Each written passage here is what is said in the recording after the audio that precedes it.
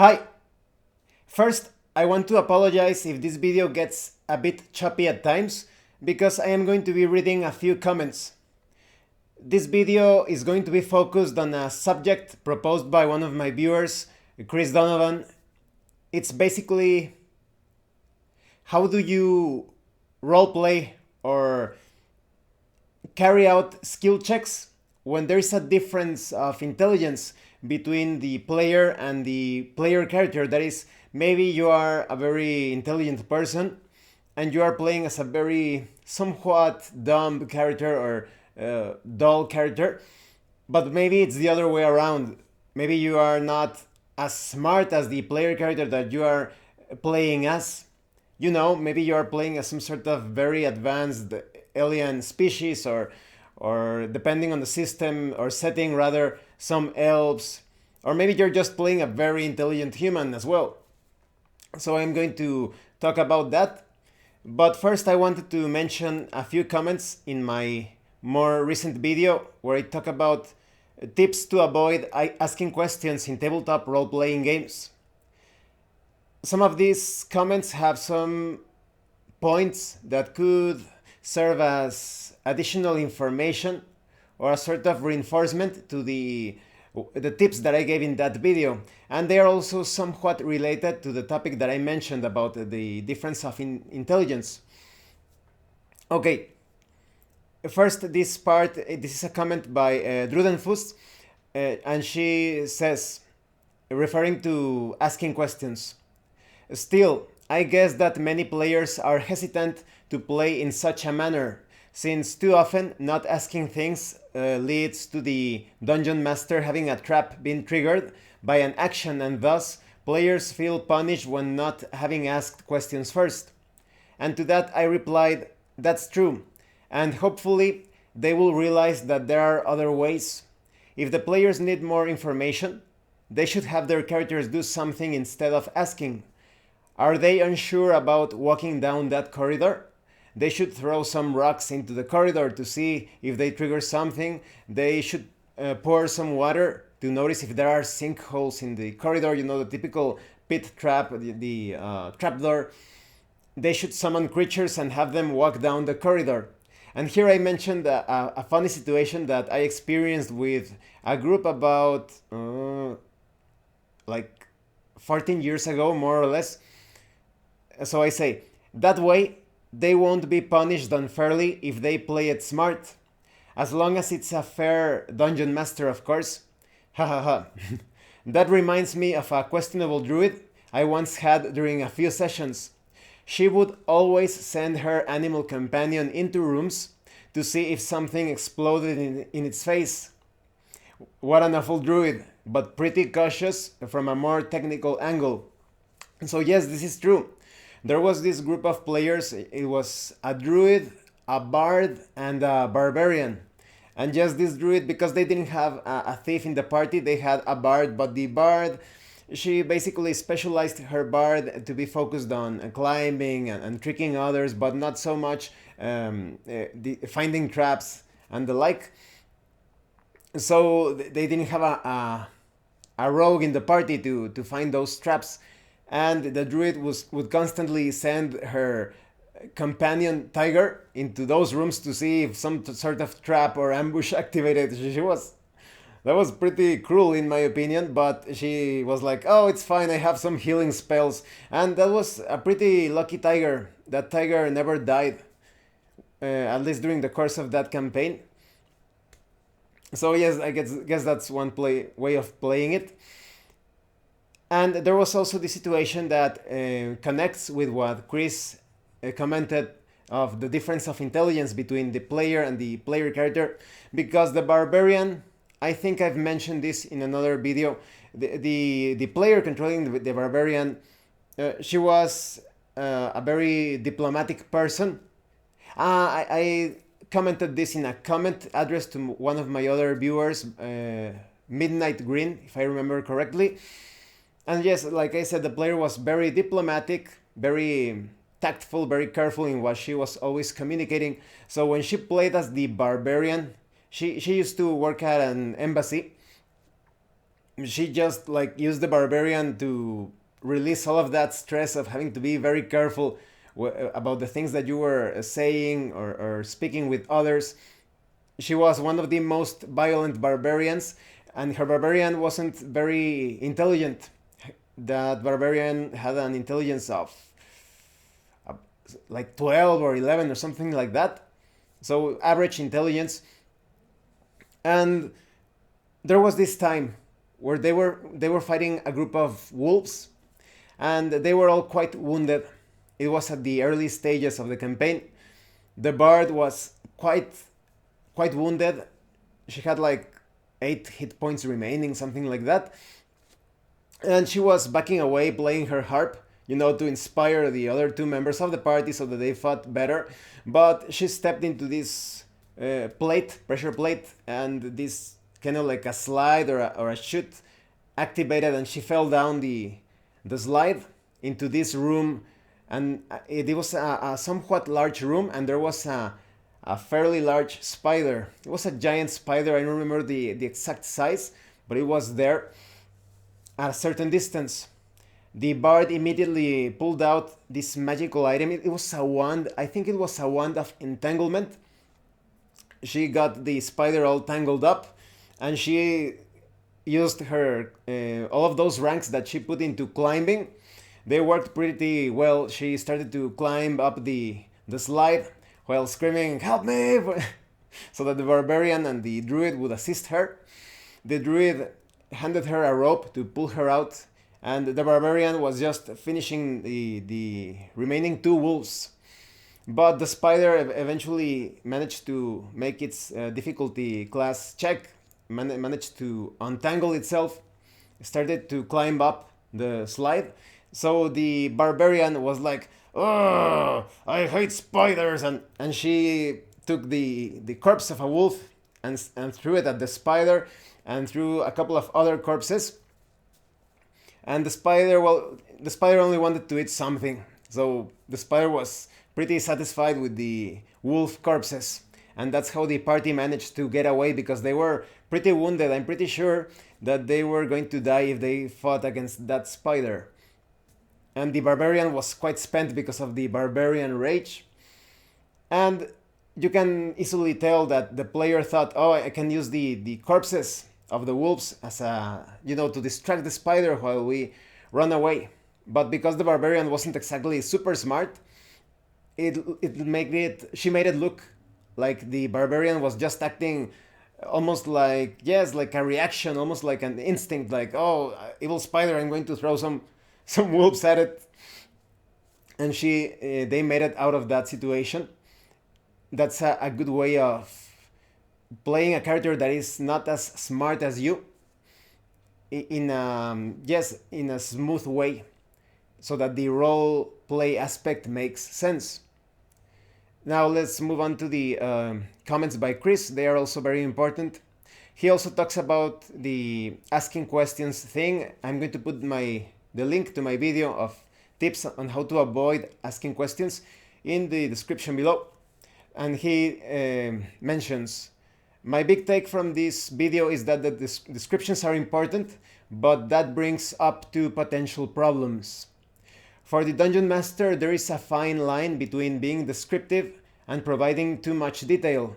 There's a sweet spot of providing relevant information and letting the player's imagination fill in the rest. Otherwise, it becomes like reading a book.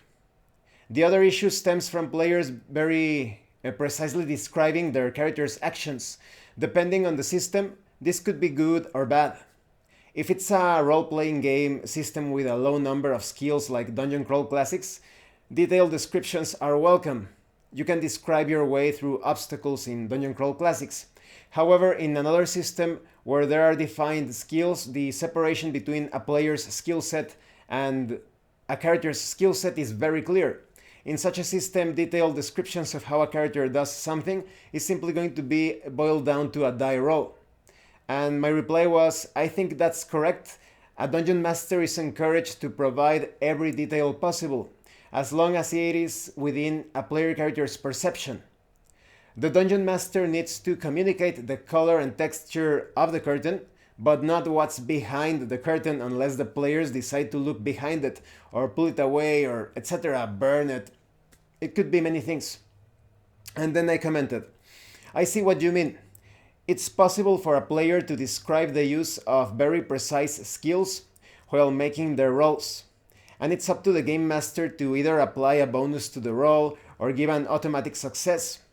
If one of my players comes up with a very intelligent action, or maybe it's not even a very intelligent action, it just makes sense with the situation, sometimes I give them automatic successes even in combat. If I think that looking at it from a non-fictional perspective, I think, well, that's probably an automatic hit. I actually give them the automatic hit. So if the situation merits it, or to simply let the die roll determine the outcome, if there isn't anything particularly useful or noteworthy in a player's description. However, good descriptions always add a lot to the immersion, and depending on the system, they may deserve an experience points reward. But yes, going back to automatic successes, when it comes to skill checks, some things are pretty simple for a fairly trained person. And like I said, in combat, maybe an enemy is completely unaware of the player character, and the player character wants to kill that enemy right away, perhaps in an infiltration or stealth sort of operation or mission. Yes, if there's a good distance between them and you're using perhaps a gun in a modern setting, I would give the player character an automatic kill. Perhaps, well, that's not going to be very stealthy. It depends. Maybe there's a bit of sci-fi and there's a gun that simply does not make any noise. Maybe they are using a crossbow. Or maybe they are going up close and personal with a knife. You could also make it an automatic success, and it would make sense because for a trained player character, perhaps a special agent, and you have the enemy completely unaware and showing his or her back to you, it's going to be an automatic kill. Perhaps there will be some situations when the enemy is just so prepared. Perhaps you may give the enemy a chance, making a roll to see if he or she avoids the attack, but in most cases I think it's perfectly viable to give an automatic success, even a kill. And then, speaking about kills, Chris Donovan also, well, he didn't suggest that theme, but we had a conversation in another video, my video where I talk about combat. I'm also going to put a link in the description below.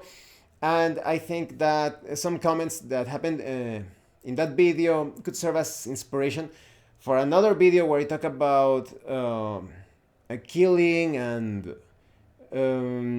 mental and physical pain in role-playing games. But then I am currently preparing a video where I talk about another solo adventurer, and I think the concept of killing in role-playing games and mental and physical pain and things like that, they play out pretty well into that upcoming video. So I think I am going to use that video as an excuse to come up with some details related to that. Now here Chris tells me, I wonder if you would address this partially related topic.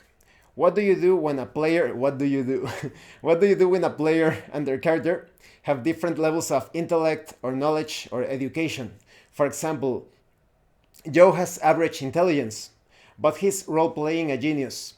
Or Leslie is very smart, but her character is an imbecile. This brings up interesting questions. For example, should a player do stupid things just to be in character? Also, how can you explain a player doing stupid things despite having a genius character?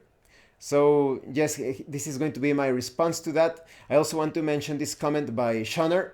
He made a video response to my how to avoid asking questions video. The link will also be in the description.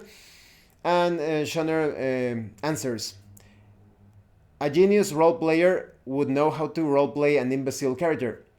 A role player that doesn't know math does not need to know math in order to roleplay a character. That's good in math. So yes, okay. I've been in this situation several times, and I've seen other people in that situation as well.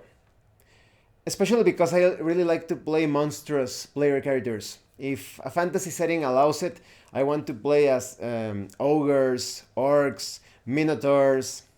Well, they aren't exactly dumb. In fact, I think they rather fall into the more intelligent side of things. But lion men are probably my favorite fantasy species. Anything that lions in sci-fi or fantasy, love those sort of characters. And I also sometimes have played as, just like I said, very advanced alien species or races, and elves, depending on the setting. Sometimes elves are just um, superior in general when it comes to civilization, refinement, sometimes science, or rather science fantasy. So yes, there are some challenges involved, but they are also great fun when it comes to exercising your creativity when you are playing a player character that is dumber than you. And there's also an opportunity to expand your knowledge when it comes to characters that are more intelligent than you. So, for example, let's say that I am playing a genius hacker in a Shadowrun sort of game. Mm, that's why I like Session Zero. When you decide to get together to plan out the sort of campaign that you're going to run, and you're like, oh, I'm going to play as this character, or yes, and he or she is going to play as this other character. I would recommend that if you do not know about the profession, the professional background, the skills, the science, the technology behind any sort of class or profession, I would recommend that you read about that profession so that you can better role play the character. This is not necessary, but I would give it out as a tip. So let's say that, oh, you're going to be playing as this hacker, huh? And I'm like, yes, I'm going to be playing as this hacker. So I would recommend that you read uh, terms related to how hacking works, some lingo, and also how it relates to the setting. For example, in the case of Shadowrun, there is an entire, I don't know if you could call it a language, but a way of speaking, chummer and all of that. So yes, if you do not know about a certain profession, read about that profession. So when you are carrying out those skill checks, you get to role play the character in a believable way. But you could be thinking, well, I'm playing this science fiction setting that is just too far away into the future, perhaps in another planet. Well, you could use some things that you have learned. Maybe you want to play a specialist in guns, in all sorts of military devices, and you don't know how to, you don't know anything about disassembling or building weapons and all of that. But well, when it comes to the more advanced weapons, if you read just some of the basics concerning firearms, then you can come up with some things as you are role playing that character. Maybe you have this disintegrator gun, and you have no idea how that would work, and you want to repair the gun. So you could be thinking, well, I know that a normal gun has a trigger, and because this is a disintegrator gun that runs on power cells, I'm always looking to buy power cells for the disintegrator gun. There's probably some sort of connection, so I can make up something like, oh, here's the problem. The trigger is disconnected from the power cell connector or circuit or whatever, so that's why it doesn't work. And then you roleplay that you are fixing the gun, and there, it's ready. And you can apply this to many other things. So when the trick to role playing a character that is smarter or more knowledgeable than you, it's not always the same thing. Maybe a character is not very intelligent, but that character is quite knowledgeable. Some basic stuff concerning this or that science or body of knowledge, some theory. So it's all about keeping those concepts clear. Like, for example, technology is science applied. It's the result of science. So you need to learn a few basic things, and you can come up with some descriptions. Sometimes there are other people at the table, the dungeon master, game master, the other players, and they know about things that you do not know. And sometimes they can actually provide support. Maybe you're trying to come up with a description, and they could like tell you like, you could say like that, or after the session, if you don't want to break immersion, maybe you could wait until the end of the session and you can if you are the one that knows more about a certain profession or technology or technique or process, you can approach the player and tell that player, you know what, you could portray the character better if you mention this or that and things like that. And you can also use some regular terms, like for example, back to hacking. There are some things that are pretty self-explanatory. Maybe you make your check to see if you can figure out some password and you fail the check and you're like, oh, this is beyond my skills. Perhaps if I were to use a brute force attack, I would figure out the password, but that's going to take too long. It would take me about, based on the complexity of the system, it would take me about a week or so. And that's how you add some colorful description, some roleplay to the situation and to the dialogue of your player character. So those are the tips that I would give. But what happens when you are playing this intelligent player character and you are failing as a player at not using your abilities or skills or spells correctly? Perhaps even the fighter of the group, maybe that fighter is more, the player is more experienced with the use of spells, and he's constantly suggesting something like, hey wizard, you should use this spell and that mechanism, maybe it will work. Can you justify that the wizard that has an 18 of intelligence or 17 of intelligence is not thinking about those things? Then you need to come up with some personality quirks for your character. Maybe it's a wizard that is so absorbed in very philosophical questions that wizard is constantly thinking, well, if Ao is the lord of creation, who created Ao? Or maybe some silly things like, why is the sky blue, really? So he's always like absorbed in those perhaps even useless thoughts concerning the situation at hand. Kind of like the stereotype of a scientist that is somewhat absent-minded but brilliant when he focuses on something. You could play it like that. So yes, it's all about that it makes sense with the story and that you come up with some plausible or believable reasons as to why there is some sort of disconnection between the intelligence of the player character and the player controlling that character. Or maybe you want to play as a wizard that is very perhaps arrogant, perhaps even immature, and when the fighter is suggesting something, the use of a particular spell, you could be like, yes, I knew about that, I was just testing you to see if you were paying attention. So yes, that's a way in which you could handle those situations. But now, what happens when you are playing as a very dumb, low intelligence character, perhaps one of those species that are not exactly bright, like the typical orc stereotype? There are some differences when it comes to orcs, depending on the setting. There is this science fiction game. What was it called?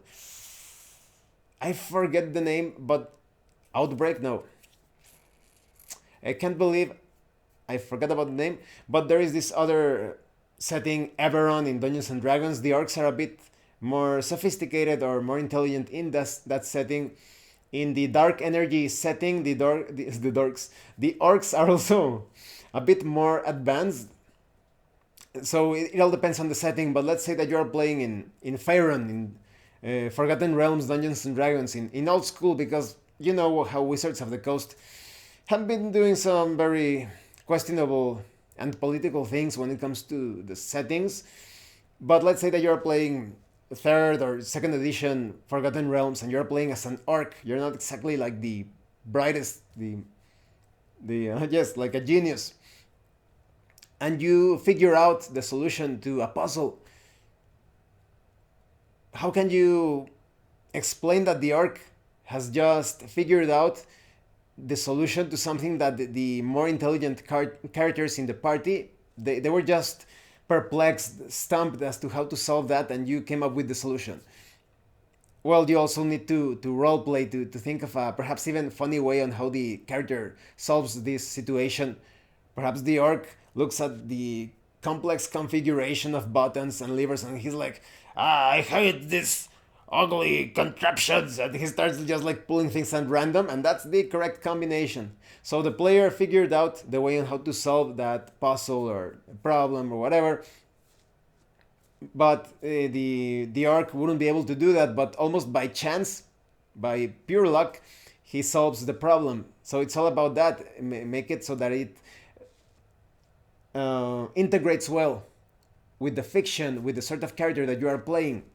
Maybe you are playing as an ogre, you know, a typical ogre that's kind of like scratching his head, and perhaps he's more interested in eating and sleeping and just barely pays attention to things. And you have this puzzle, perhaps this sort of like a board game puzzle. There is this board and some figures on the board, and you need to move them in a certain way. And the player controlling the ogre figures out the solution, and he's like, oh, I know what I'm going to do. The ogre starts speaking. Well, you see, the owner of this place is that guy, right? And you point out a painting, and he's has perhaps some sort of owl or an eagle or a dove or a crow on his forearm. And he says, well, I think that he likes birds. And he starts to move the bird figurines. And that's the way that the puzzle actually is solved, because the player had paid attention to a fragment, some journal, some book that had the correct solution. And because the ogre applied this very simple-minded way of looking at things, it turns out that it was actually correct. And then you have a little funny role-play moment. Then the other more intelligent members of the party, perhaps you have like a scholar member or an alchemist, and they're like, I can't believe the bloody ogre figured out the solution. And so it's all about that. Like I said, you could look at those situations as opportunities to bring some life into the world through roleplay. So yes, that's what I have to say about this. I hope this answer was satisfactory. If not, I would love to hear about your comments on this, Chris, or any other person. Thank you for your comments. They are always providing good ideas for me to come up with videos. Sometimes it's not that easy to come up with some interesting topics. So please let me know if any of you have played these situations in which you are controlling a more knowledgeable or more intelligent player character, or a dumber, less bright player character. How did you handle that situation? Were you solving all of the problems and puzzles and figuring out the intrigues with your dumb player character, or just your less intelligent player character? Or maybe you, like I said, maybe you're controlling this very intelligent character, and the other players of the group are solving things for you, and you're not showcasing or making an example of your high intelligence as a player character. Well, thank you for watching this video. If you have any comments or questions, please let me know. And thank you so much to those of you that have been supporting the channel by sending drive-thru RPG gift certificates. If anyone else wants to further support the channel, the information on how to do that will be in the description below. Once again, thank you, and see you later.